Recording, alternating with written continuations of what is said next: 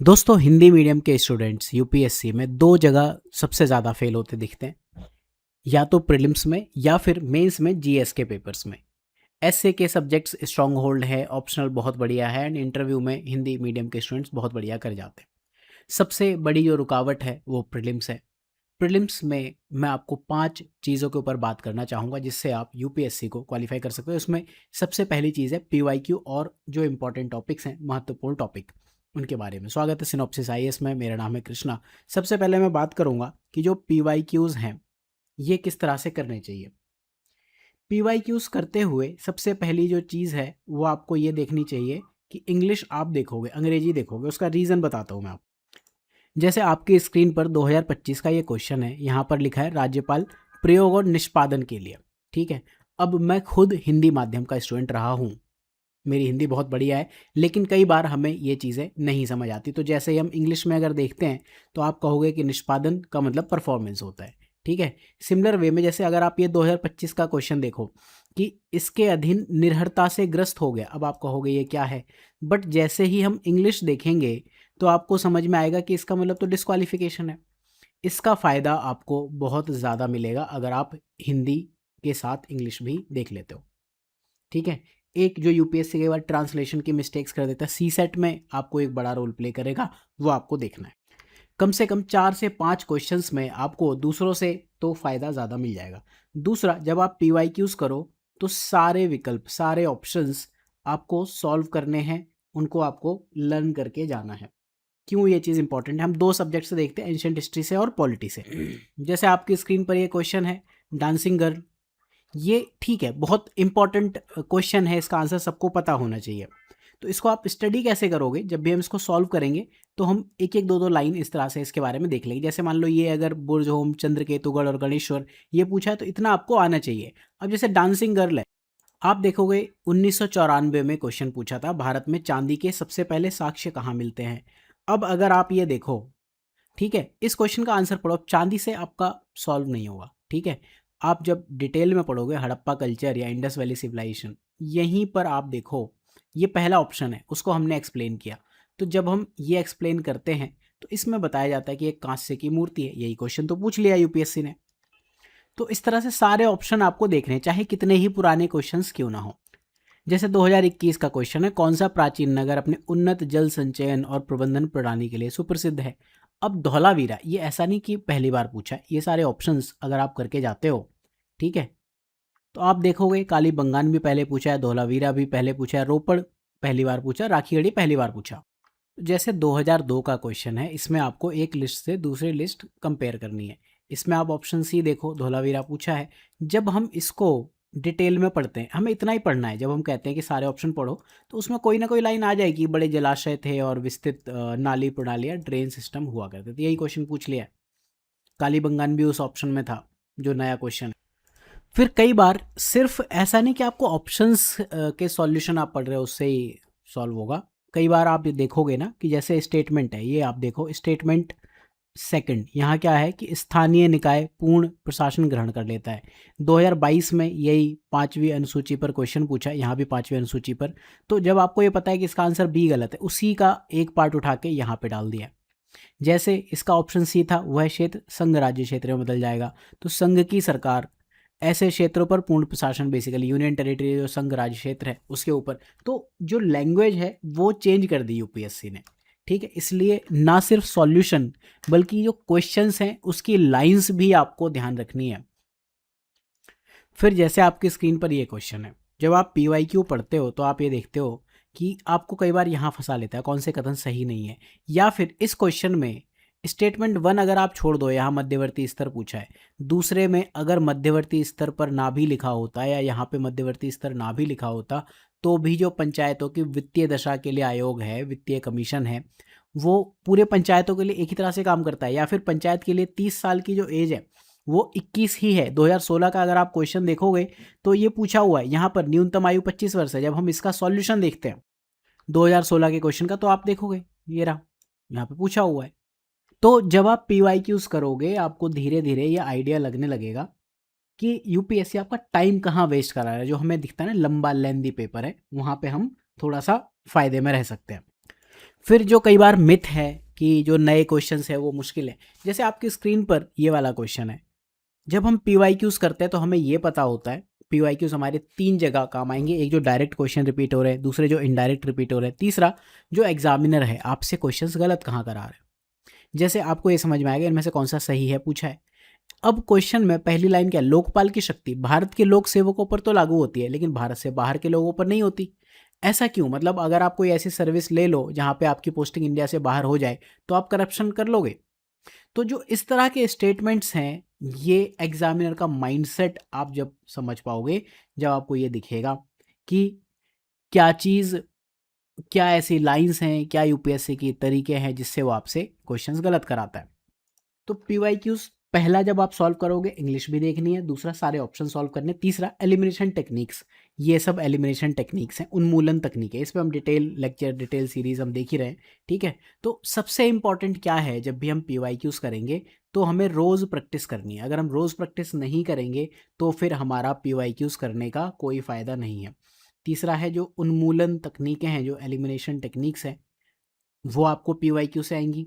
चौथा, रोज़ करने हैं 10 15 20, और अब से लेके अगर आपको एग्ज़ाम 2026 तक देना है तो रोज़ ही करने पड़ेंगे, नहीं तो कोई फ़ायदा होने वाला नहीं है। पीवाईक्यू आपको 3 चीज़ों में फ़ायदा देते हैं, पहला जो डायरेक्ट क्वेश्चन रिपीट हुए, दूसरा जो इनडायरेक्ट या ऑप्शन से रिपीट हो गए, तीसरा एग्जामिनर का जो माइंडसेट है किस तरह से काम करता है उसमें। फिर इसके बाद आते हैं महत्वपूर्ण यानी कि इंपॉर्टेंट टॉपिक्स। ये जो लिंक है आपको मैं डिस्क्रिप्शन में शेयर कर दूंगा। मैं आपसे सिर्फ इन्वायरमेंट की बात करता हूँ फिलहाल। जैसे इन्वायरमेंट में आप देखोगे तो पर्यावरण और पारिस्थितिकी की मूल बातें जो बेसिक कॉन्सेप्ट है उनसे क्वेश्चन पूछे हैं। स्पीसीज यानी कि प्रजातियाँ, उसमें क्या संरक्षण स्थिति क्या है, उसमें भी आईयूसीएन और भारत की क्या है। भौगोलिक वितरण, कहाँ मिलते हैं, किसी राज्य के पशु या पक्षी तो नहीं है। एथोलॉजी यानी कि एनिमल बिहेवियर, ये आपको तैयार करने हैं। फिर जो संरक्षित क्षेत्र और संरक्षण है, बेसिकली जो कंजर्वेशन एफर्ट है, उसमें जो भौगोलिक विशेषताएं हैं उस एरिया की वो आपको ध्यान रखना है, मानचित्र की स्थिति देखनी है, और वहाँ का जो क्लाइमेट है, जलवायु है, वो आप मैप्स के साथ ही पढ़ लोगे। तीसरा क्या है, जैसे प्राकृतिक वनस्पति हो गई, बायोम हो गए, फॉरेस्ट्री से रिलेटेड चीज़ें, तो यहाँ भी आपको जो भौगोलिक विशेषताएं हैं, मानचित्र और जलवायु, उसके साथ आपको सामान्यता पढ़ लेनी है।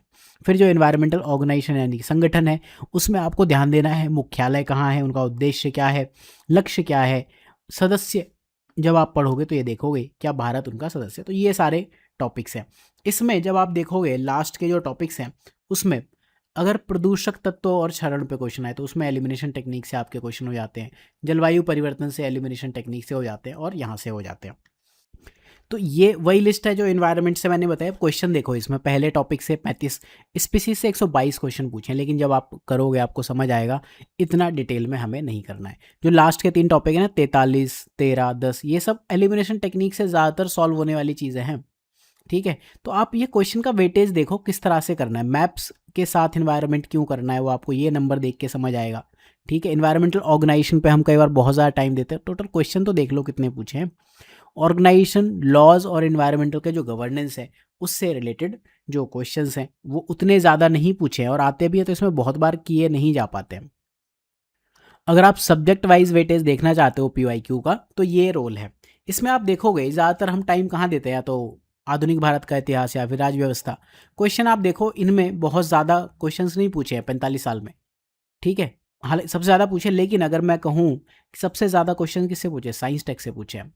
अगर आप मैप, एग्रीकल्चर और इंटरनेशनल रिलेशन को जोड़ लो तो ये पॉलिटी से ज़्यादा क्वेश्चंस हैं, मॉडर्न हिस्ट्री से ज़्यादा क्वेश्चंस हैं। तो जब भी आप मैप पढ़ो तो उसको एग्रीकल्चर और इंटरनेशनल रिलेशन के साथ जोड़ के पढ़ो।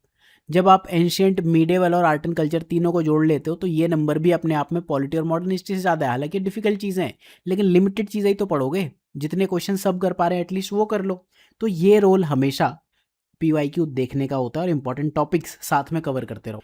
अब आप कहोगे टेस्ट सीरीज़ का क्या रोल है। सी सेट से पहले हम टेस्ट सीरीज़ पे आते हैं। देखो, पीवाईक्यूज करने से क्या है, जो आपकी बुक रीडिंग में प्रॉब्लम्स आती हैं वो सॉल्व हो जाती है, प्लस पीवाईक्यू को आप रिवीजन के साथ में सिंक करा सकते हो। लेकिन टेस्ट सीरीज़ क्या है, इसके अगर आप 2-3 पर्पज़ रखते हो माइंड में, कि एक तो एग्ज़ाम मोड जो है वो आपको घर पे बैठ के उसका एक आनंद लेना है, सिमुलेशन कहते हैं इंग्लिश में, वो सिमुलेशन करना है तो आपको पीवाईक्यू से नहीं होगा, टेस्ट सीरीज़ करनी है। आप अलग अलग कोचिंग के 2-2 टेस्ट सॉल्व कर सकते हो वो चीज़ें आपको यहाँ भी ध्यान रखनी है कि इंग्लिश के क्वेश्चन साथ में देखने हैं, ठीक है। दूसरा, टेस्ट सीरीज जब आप करो तो उस मौसम में करो जिस मौसम में आप पेपर दे रहे हो। अगर आप हिंदी माध्यम से दे रहे हो तो बहुत हाई चांसेस है कि आप नॉर्थ इंडिया में ही रहोगे, और जब प्रीलिम्स होता है तो उस टाइम पे मौसम काफ़ी गर्म होता है, लू चल रही होती है। तो उस टाइम पे हम साफ़ा या जो फीमेल कैंडिडेट्स हैं, चुन्नी सर पे बांध के बैठे, पानी लेकर बैठो, ग्लूकोज लेके बैठो। पेपर वन और पेपर टू के बीच का जो गैप है वहाँ पे आप कैसे खुद को मैनेज करते हो, कहीं जाके छाया में बैठो, इधर उधर मत भागो। तो वो सब चीज़ें आप PYQ से नहीं, टेस्ट सीरीज से प्रैक्टिस कर सकते हो। टेस्ट सीरीज प्रैक्टिस करते हुए आपको बिल्कुल एग्जाम मोड में ही जाना है। अब आती है बात सी सेट की। हिंदी माध्यम के लोग सी सेट में सबसे ज़्यादा परेशान होते हैं। सी सेट के लिए एक तो जो PYQ है, मैं पहला टॉपिक बताया तो सी सेट PYQ आपको करने हैं 2011 से 2025 तक के, ठीक है, 15 साल के PYQ। पहली चीज़ आप ये मान के चलो हर साल 80 क्वेश्चंस आते हैं, तो मैथ से आपके लगभग वन थर्ड है मोटा मोटा, तो 400 क्वेश्चंस लगभग मैथ से हैं, रीजनिंग से भी लगभग 400 क्वेश्चंस हैं, एंड जो कॉम्प्रहेंशन है उससे भी 400 क्वेश्चन है। इतने क्वेश्चन तो प्रैक्टिस करो, फिर बताना कि सी सेट नहीं हो रहा है। सी सेट में भी चीज़ें रिपीट होती हैं। दूसरी चीज़, सी सेट के लिए PYQ करने के बाद एक वीडियो है इंपॉर्टेंट फार्मूला एंड मेथड, वो मैं आपको लिंक दे दूंगा डिस्क्रिप्शन। आप चाहे तो ये वाला वीडियो देख सकते हो। 1 घंटे 25 मिनट का वीडियो है, और इससे आपके सी सेट की ज़्यादातर प्रॉब्लम सॉल्व हो जाएंगी। तीसरा, आपको ये ध्यान रखना है सी सेट में किसी क्वेश्चन में फंसना नहीं है। जैसे ही आप किसी क्वेश्चन में फंस जाते हो वैसे ही सी सेट में आप बाहर हो जाते हो। आपको ये समझना है कि इसमें से आपका स्ट्रॉन्ग होल्ड कौन सा सेक्शन है, वो करो फटाफट और दूसरे टॉपिक पे स्विच करो। 27 क्वेश्चन करने हैं, 27 क्वेश्चन करना डिफिकल्ट तो है, ठीक है। तो हम 3 चीज़ों की बात कर ली, 4 चीज़ों की बात कर ली है, और रिवीजन की भी मैंने बात की। PYQ के साथ आप रिवीजन करोगे। जब आप रिवीजन करोगे तो ये ध्यान रखो, जो महत्वपूर्ण टॉपिक की लिस्ट है, जैसे मैंने इन्वायरमेंट बताया, इस तरह से हर एक सब्जेक्ट में कुछ इंपॉर्टेंट टॉपिक्स हैं, वो आप ट्राई करो कि हर रोज़ अपना टाइम बना लो कि मैं 2 घंटे का टाइम तो इन टॉपिक को रिवीजन करने के लिए दूंगा ही दूंगा। आपकी जो मेन पढ़ाई है, बाकी सब कुछ ठीक है, लेकिन आपको रिवीजन इन सब चीज़ों का एक साथ ज़रूर करना है, ठीक है। दूसरा, जब आप पढ़ोगे, रिवाइज करोगे, तो बुक रीडिंग बंद कर दो। अगर आपने पहले 2-3 अटेम्प्ट दे दिए हैं तो आप सीधे PYQ सॉल्व करो। PYQ के बाद बुक में वो चीज़ रेफर करो, या फिर जैसे मैंने आपको बताया उस तरह से आप सारे सॉल्यूशन देखो। अगर आपको कोर्स लेना है तो जो MSGP यानी कि प्रीलिम्स के PYQ का कोर्स है, MSGP हिंदी वाला जो कोर्स है, उसे आप सब्सक्राइब कर सकते हो सिनॉप्सिस में। अब सबसे इंपॉर्टेंट बात, हिंदी माध्यम के लोग बाहर कहाँ होते हैं। इंग्लिश मीडियम के लिए भी ये सारी चीज़ें वैलिड हैं। हिंदी में क्या है, हिंदी में एक कंपटीशन जो बाहर नहीं, एक खुद से कंपटीशन है। हम सोचते हैं कि इंग्लिश मीडियम के लोग पता नहीं क्या कर रहे होंगे, ठीक है। तो इससे ओवरकम होने के तरीके क्या हैं? सबसे पहला तरीका ये है कि आज की डेट में, आज से 5-7 साल 10 साल पहले भी सिचुएशन अलग थी, आज की डेट में इतनी दिक्कत नहीं है। और इस बार मैं सिनॉप्सिस आईएएस पे आपको बिल्कुल बीड़ा लेके बैठा हूँ कि प्रीलिम्स तक हिंदी मीडियम मेरी प्रायोरिटी है। चाहे इकोनॉमिक सर्वे हो या बजट हो या MSGP के वीडियोस हो फ्री और पेड, वो सब मैं हिंदी मीडियम के लिए बहुत ज़्यादा लेकर आने वाला हूँ, ठीक है। तो आपको ये ध्यान रखना है, कंपटीशन आपका खुद से है। आप पहले ये देखो किस कैटेगरी में आते हो। 3 तरह के लोग होते हैं, एक वो जिनकी हिंदी भी बहुत बढ़िया है, इंग्लिश बहुत घटिया है। ऐसे लोग तो बहुत कम है। जेन्युइनली जिनकी हिंदी बहुत बढ़िया है और इंग्लिश में बेकार है, ऐसे लोग बहुत दुर्लभ हैं। कुमार विश्वास टाइप लोग बहुत कम होते हैं। ज़्यादातर लोग मेरे जैसे लोग ये होते हैं जिनकी हिंदी भी बढ़िया नहीं है, इंग्लिश भी बढ़िया नहीं है। तो उसके कुछ तरीके मैंने आपको बताए कि आप इंग्लिश के क्वेश्चंस साथ में लेके बैठो।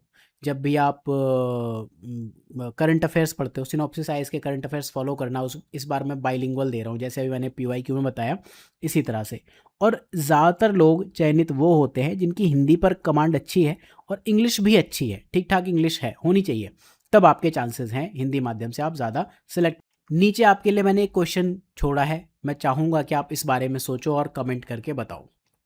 अब मेरा एक क्वेश्चन है कि जब आप इतने सारे सब्जेक्ट्स पढ़ रहे हो, इतने सारे सब्जेक्ट्स हम चाहे हिंदी में पढ़ रहे हैं, किसी भी लैंग्वेज में पढ़ रहे हैं, तो इंग्लिश पे भी हमें थोड़ा ध्यान देना चाहिए। इंग्लिश भी पढ़ी जा सकती है, छोटे बच्चे पढ़ते हैं इंग्लिश, ठीक है, इतनी डिफिकल्ट चीज़ नहीं है। और एनीवेज मेंस में आपको एक इंग्लिश क्वालिफाइंग पेपर देना है। मान लो आपने सब मेहनत की, प्री निकाले और इंग्लिश क्वालिफाइंग में बाहर हो गए, तो वो भी नहीं करना है, ठीक है। तो हिंदी मीडियम पे और एक इम्पॉर्टेंट वीडियो लेके हम आएंगे जिसमें मैं कुछ और चीज़ों की बात करूँगा, साथ में एमएससीपी जो उन्मूलन टेक्नीक है, एलिमिनेशन टेक्निक्स, उसका जो पॉलिटी का लेक्चर है वो रिलीज़ हो गया पहला लेक्चर, और वो लगातार हम यूट्यूब पर पेड कोर्स में करते रहेंगे। तो मैं ये चाहूँगा कि आप लगातार मेहनत करो, जो भी आपके डाउट्स हो कमेंट सेक्शन में ज़रूर पूछो। नेक्स्ट वीडियो अगर आप चाहते हो हिंदी मीडियम के लिए किसी स्पेसिफिक टॉपिक पे बनाना, तो मैं बिल्कुल उस चीज़ के लिए आपकी मदद करूँगा। Thank you.